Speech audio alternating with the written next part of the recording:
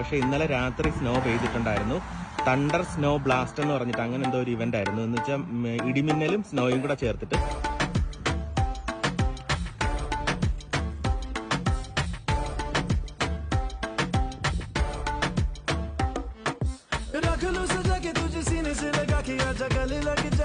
गले लग जा ख्वाब बना के तुझे दिल में छुपा के रखूं मेरे पास यार